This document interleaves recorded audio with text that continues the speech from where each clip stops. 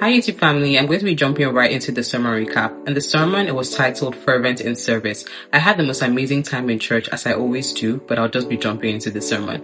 I realized that the pastor was very intentional about highlighting that people need to be fervent in their service to the Lord, not just in your compulsory or mandatory service to God through the church, which it really isn't. It's not mandatory to serve God, but there's just this form of, oh, I'm in a service unit, so I'm serving God. Yes, you are.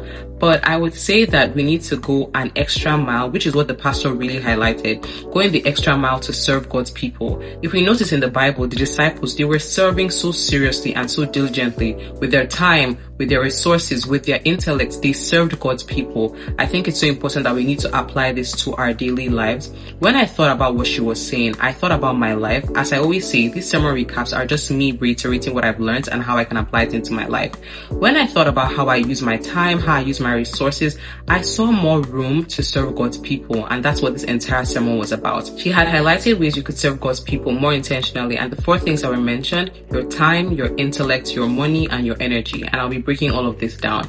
Your time is so important. As someone that's very busy like me, I do so many things. There's so many things I could allocate my time to, but I realized that this time is not just something that I should also allocate to my one-on-one relationship with God, because I talk to God all the time. I read my word, but there's so much more I could be doing if I thought about how that time could be channeled towards serving God's people. There's so much more. And I'm sure if we think into our individual lives as well, we will be able to see so much more that we could do.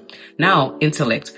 I see myself always coming up with new ideas for content, for business, for almost anything, but I realize I rarely have thought about how I can serve God's people with my intellect. This service really challenged me to know that there's so much more I could be doing. Now, money. I think money is what everyone uses to get by through life. So being able to dedicate some part of your money towards God's people, it can be hard if you're not already practicing that. So this sermon highlighting that to me made me realize I need to take it much more seriously. And the last thing that was mentioned was your energy, your effort. I realized that this is so important because I had talked about something like this just a few weeks ago, about how a lot of times people think that God is not deserving of the effort or the energy. It's just like Sunday, it's just go to church. And the pastor gave us a really important example that when you go to church, it's like the last thing during the week. So a lot of people just come to church and they come to relax. They see it as just church.